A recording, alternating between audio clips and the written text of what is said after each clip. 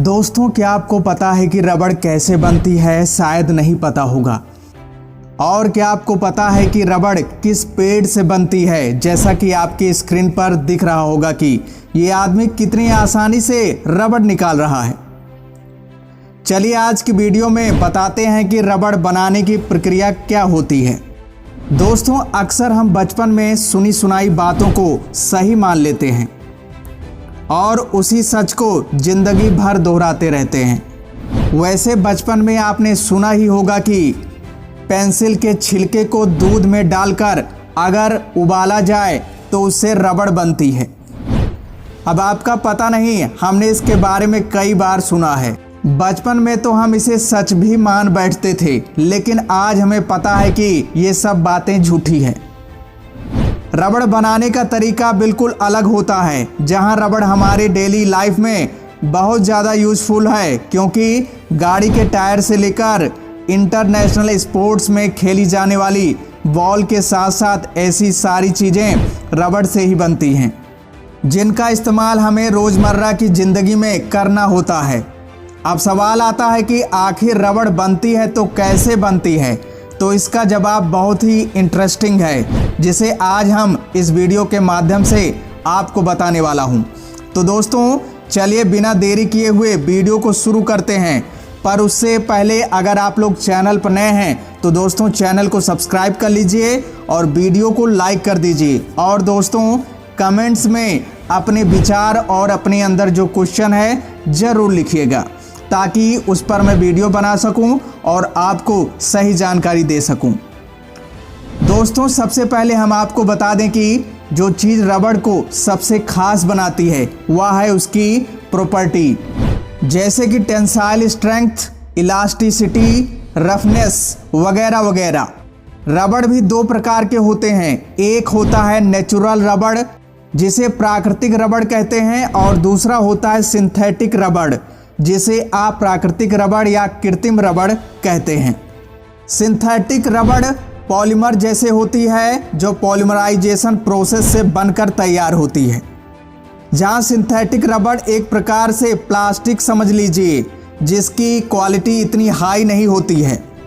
पर बात करें प्राकृतिक रबड़ की, तो प्राकृतिक रबड़ प्राकृतिक रूप से पेड़ों से प्राप्त होती है, जिसका केमिकल नेम पॉलीआइसोप्रीन होता है, जो एक विशेष प्रकार का पॉलीमर होता है जिसे प्लास्टोमर कहते हैं। दोस्तों, रबड़ बनाने की प्रक्रिया शुरू होती है पेड़ों से लेटेक्स निकालने से, जो कि दूध जैसा पदार्थ होता है। वैसे तो 2500 से अधिक पेड़ हैं जिनसे हमें लेटेक्स प्राप्त होता है, लेकिन सबसे हाई क्वालिटी और सबसे ज़्यादा मात्रा में जिस पेड़ से लेटेक्स निकलता है उसका नाम है हेविया ब्राज़िलियनसिस। जी हाँ दोस्तों, हेविया ब्राज़िलियनसिस, जिसे रबड़ ट्री के नाम से जाना जाता है। जहां इसकी खेती सिर्फ और सिर्फ बड़े पैमाने पर रबड़ उत्पादन के लिए की जाती है। पेड़ से लेटेक्स निकालने के लिए पेड़ के छाल में खास तरह से कट लगाया जाता है, ताकि ज़्यादा से ज़्यादा लेटेक्स लगातार निकलता रहे। उसे इकट्ठा करने के लिए एक बाल्टी लगा दी जाती है, जिसमें लेटेक्स लगातार गिरता रहता है, जैसा कि आप इस वीडियो में देख पा रहे हैं। और इसी तरह से बाल्टियों में अलग अलग पेड़ से लेटेक्स इकट्ठा कर लिया जाता है, और फिर उसके बाद सारी बाल्टियों के लेटेक्स को इकट्ठा कर एक बड़े टैंक में जमा कर लिया जाता है। जैसा कि हम जानते हैं कि दूध में से पनीर अलग करने के लिए हमें उसमें नींबू का रस, जो कि एक हिसाब से एसिड होता है, उसमें डालना होता है, और दूध और नींबू का रस आपस में रिएक्ट करते हैं, जिसके वजह से पनीर और पानी अलग अलग हो जाते हैं। तो दोस्तों, इसी प्रक्रिया को कोगुलेशन, जी हाँ दोस्तों, कोगुलेशन कहते हैं। ठीक इसी तरह से हम रबड़ के दूध यानी लेटेक्स से भरे टैंक में फॉर्मिक एसिड डालते हैं, उसे 12 घंटों के लिए ऐसे छोड़ देते हैं, और 12 घंटों के बाद कोगुलेशन प्रोसेस की वजह से ही रबड़ और पानी अलग अलग हो जाता है।